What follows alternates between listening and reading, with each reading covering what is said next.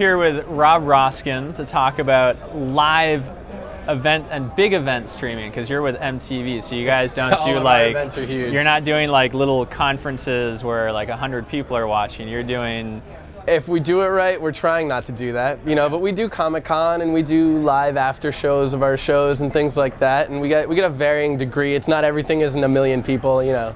I'm trying to distinguish between, for example, I have a friend who does a lot of the Grammy streaming. Yes. But it's basically, let's say CBS owns the broadcast rights, so he's not allowed to stream the actual like awards and stuff, but he does all the backstage stuff and the behind the scenes. Right, and that we do that same thing. So you have that same distinction where you're not allowed to film the actual show, but you can do all the...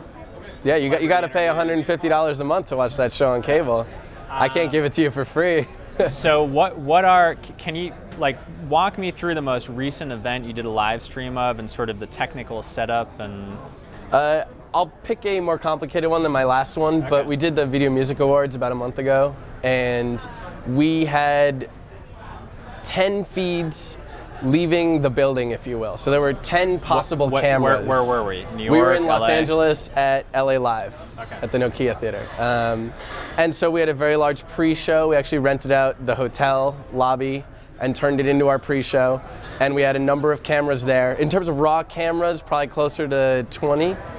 And then some of that we would mix down, some of that the user could mix down. And what kind of cameras were you using? I don't remember the exact models anymore. Professional cameras, not like, you know, run to Best Buy, grab a camera kind of cameras. We also use a lot of robotic cameras, and those were the Cubes. We've also used the Sony pan-tilt zoom cameras, things like that. But at the end of the day, we took all of our 20-something cameras and our 10-something feeds and boiled it all down into 6 streams that the users could have. You know, there were 5 you could pick, and 1 that was showing. Take one step back. Each of those cameras, was it wirelessly transmitting or was it wired to some? It was wired. Everything was cabled. And then, so those live feeds were not then being individually transmitted back to headquarters.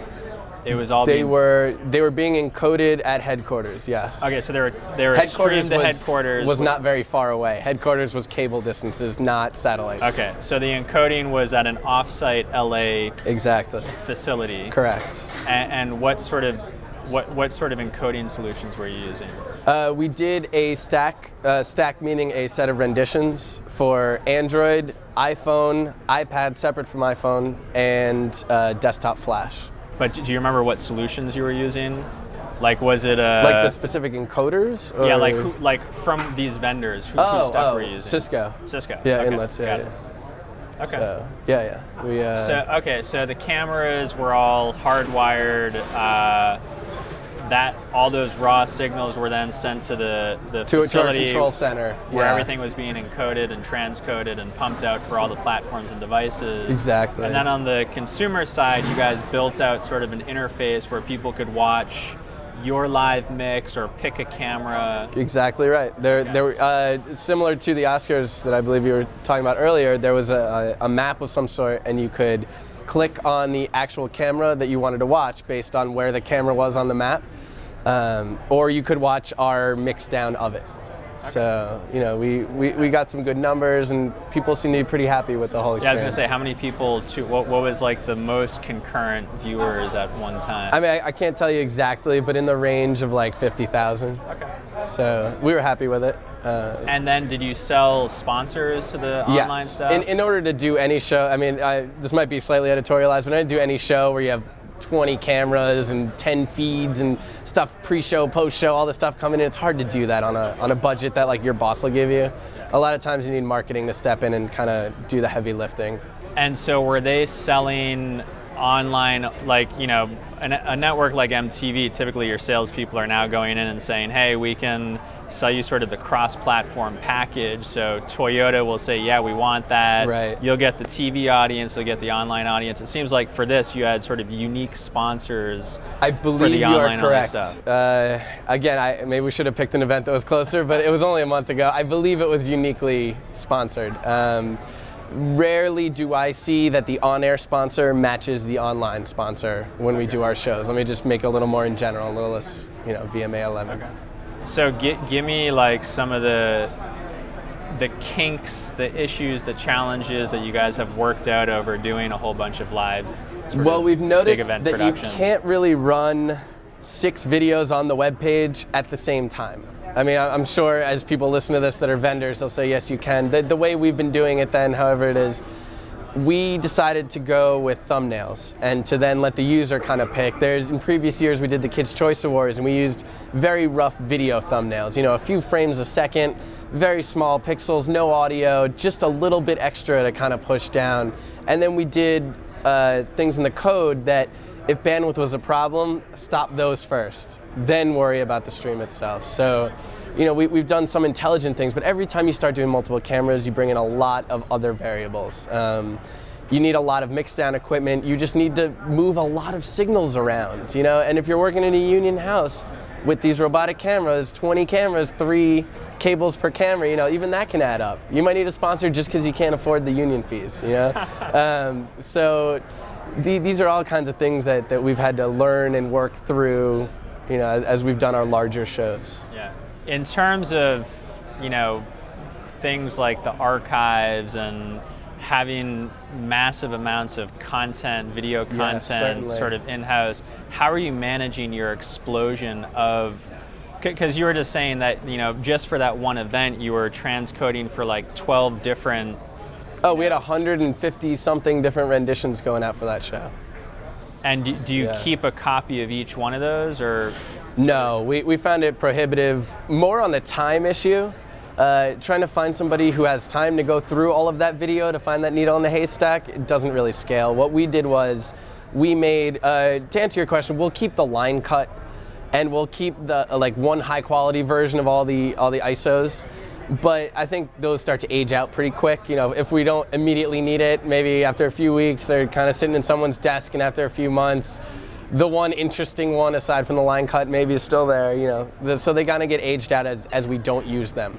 And so we keep a lot of data, but we don't keep as much as you may think that we would keep. Yeah. Again, back at MTV headquarters, what kind of solutions are you using for sort of group editing, like, you know, so 8 people can be editing from the same footage that's centrally stored at one time? So you're saying you can do that? Yes. No, what we do is we have 8 guys, and we do a baton pass or an Apache relay, however you know it. You take the first 10 minutes from 8 p.m. to 8:10 p.m., assuming that we get a rundown to this commercial break at 8:10 p.m. That's you. So Final Cut 1 encodes that. From 8:10 and 1 second to 8:20 is Final Cut 2. And we find that as you go up and down the ranks, we leave about 8 to 10 of those machines up and running. We got some producers and some encoders with those machines, and they just go in order. By the time you get back to the first guy, he's finished clipping up. Those videos are online. We're about 15 minutes behind live. So It airs on the channel, 15 minutes later you can go watch it on the website. Are you doing anything sort of social media oriented where the audience can sort of say, oh, can you interview, like, can they ask questions of the people you're interviewing? It's not, I mean, we certainly have a chat window up, and you could certainly say that. We don't have that true feedback mechanism. Because of the 15-minute delay, or just independent of that issue? No, I think some of it, you know, I'm kind of speaking for other people about a turn right here, but I think some of it is just so many people would have so many differing ideas that, you know, we have our agenda too, and we can either, you can't please everyone, right? So we either stick with just what we're doing, or we start trying to please everyone. And I think we've just, in time and probably an experience that I never got, are just learning to do what we think we should have done instead of pleasing everyone. So if you were to, as a content company, to sort of say something to all these vendors here about any one type of solution you'd want to see pop up in the industry in the next 12 months, to solve some sort of pain point? Live transcoding's at the top of my list. I want to be sending one stream out. I mean, the biggest problem I have is bandwidth, and I know there's no easy way to solve that, obviously. Bandwidth from the venue? Bandwidth from the encoder to the CDN, specifically. There's no easy way to solve that. Of course, you could stand up a bunch of 4G cards and pay thousands of dollars a month, but one of the hardest things, and this is for the vendors, I don't have one one boss. My boss is MTV, VH1, Nickelodeon, Comedy Central, South Park, everybody. So I can't get them to buy something because they're like, whoa, I'm gonna spend 10 grand on this and you're gonna use it for all their stuff? I'm not gonna do that. So then, okay, so then I have to get everybody together.